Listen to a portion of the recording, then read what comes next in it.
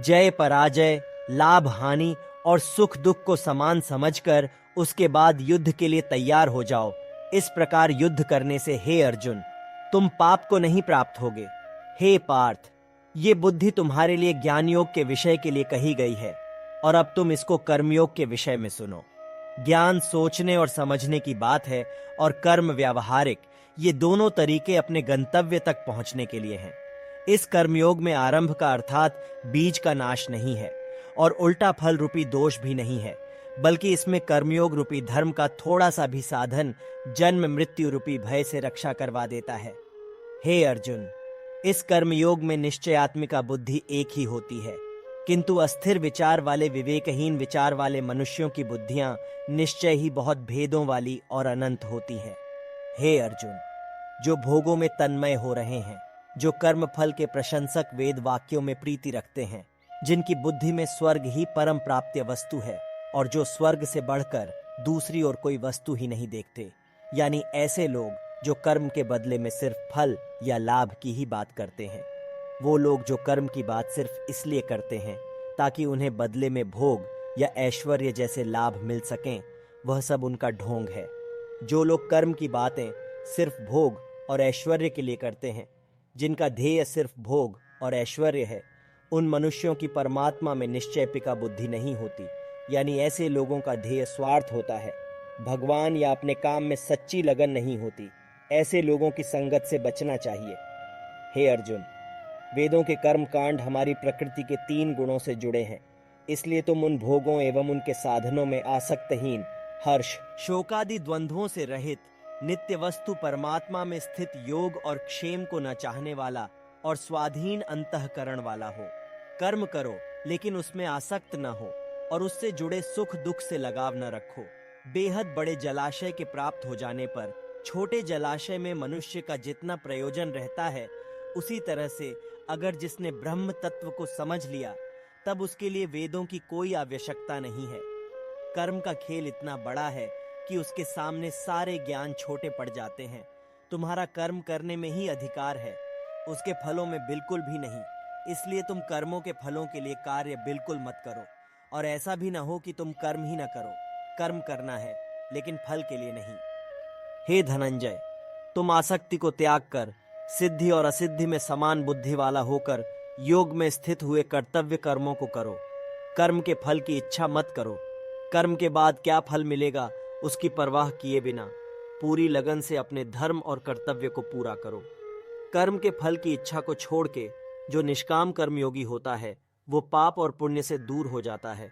जो फल के लिए काम करते हैं, उन्हें हमेशा असफल होने का डर रहता है और इसीलिए वे कभी भी कर्म को अच्छे से नहीं कर पाते हैं, और यदि उन्हें फल मिल भी जाता है तो वे इसी फल में उलझ जाते हैं। बुद्धियोग की शरण में आने से बिना फल के कार्य करने वाला इसी दुनिया में पाप और पुण्य से मुक्त हो जाता है। आम मनुष्य कर्म करके और उसके फल को प्राप्त करके खुश होता है और उसके बाद दूसरे फल के लालच में अगले नए कर्म में लग जाता है। कर्म के फल का मोह हो या रिश्तों का मोह हो या धन या ऐश्वर्य का मोह, यही मोह हमें फंसाता है। जब बुद्धि मोह के दलदल से निकल जाती है, तब भगवान के पास आने के द्वार खुल जाते हैं। बुद्धि का स्थिर हो जाना ही एकाग्रता कहलाता है। स्थिर होकर एकाग्रता से कुछ करने को समाधि की स्थिति भी कहते हैं, और अगर आपने एकाग्रता से कार्य किया हुआ हो तो वह काम कभी भी व्यर्थ नहीं होगा।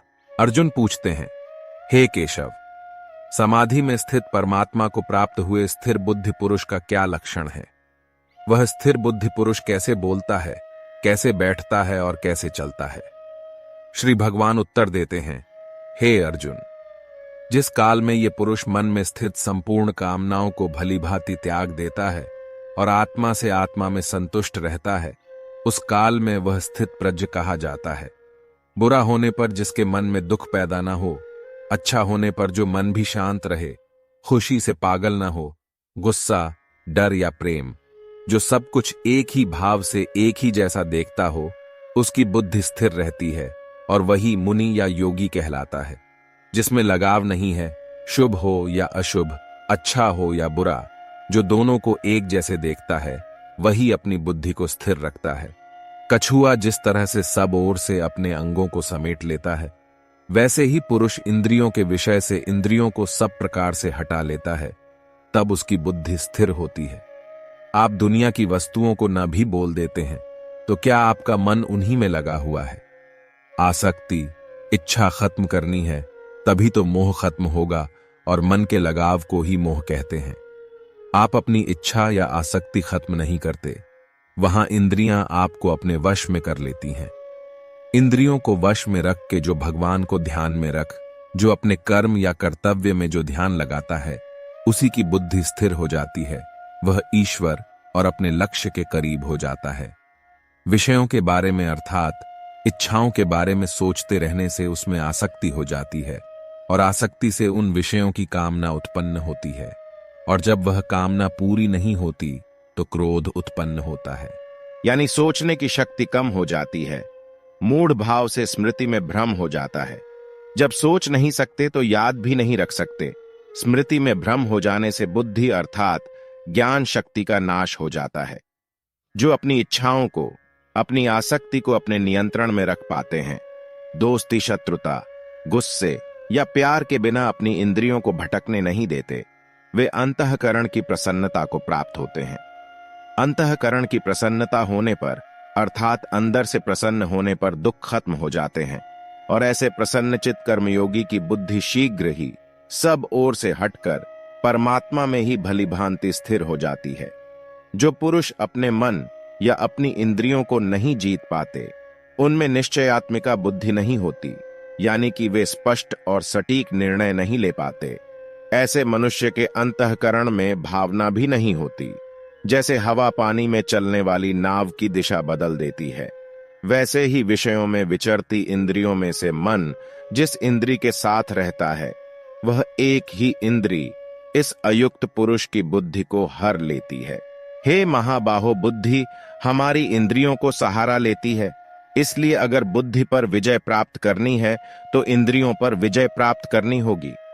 जो सबके लिए रात है, उस रात में योगी परमात्मा के लिए और ज्ञान के लिए जागता है और साधना करता है, और जो सबके लिए सांसारिक सुख है, जिसके लिए संसार में हर कोई जागता है, वह सुख योगी के लिए रात के समान है। जैसे हवा पानी में चलने वाली नाव की दिशा बदल देती है, वैसे ही विषयों में विचरती इंद्रियों में से मन जिस इंद्री के साथ रहता है, वह एक ही इंद्री इस अयुक्त पुरुष की बुद्धि को हर लेती है। बुद्धि हमारी इंद्रियों को सहारा लेती है। इसलिए अगर बुद्धि पर विजय प्राप्त करनी है तो इंद्रियों पर विजय प्राप्त करनी होगी। जैसे अनेक प्रकार की नदियों के जल सब ओर से परिपूर्ण अचल प्रतिष्ठा वाले समुद्र में उसको विचलित न करते हुए ही समा जाते हैं, वैसे ही सब भोग जिस स्थित प्रज्ञ पुरुष में किसी प्रकार का विकार उत्पन्न किए बिना समा जाते हैं, वही पुरुष परम शांति को प्राप्त होता है। जो पुरुष संपूर्ण कामनाओं को त्याग कर ममता रहित, अहंकार रहित और स्पृहा रहित हुआ विचरता है, वही शांति को प्राप्त होता है, अर्थात वह शांति को प्राप्त है। हे अर्जुन, यह ब्रह्म को प्राप्त हुए पुरुष की स्थिति है। इसको प्राप्त कर कभी योगी मोहित नहीं होता, और अंतकाल में भी इस ब्रह्म स्थिति में स्थित होकर ब्रह्मानंद को प्राप्त हो जाता है। स्वाभाविक है कि अगर हम भी इन बातों को अपने जीवन में उतार लें तो हम भी अपने लक्ष्य से कभी दूर नहीं रहेंगे।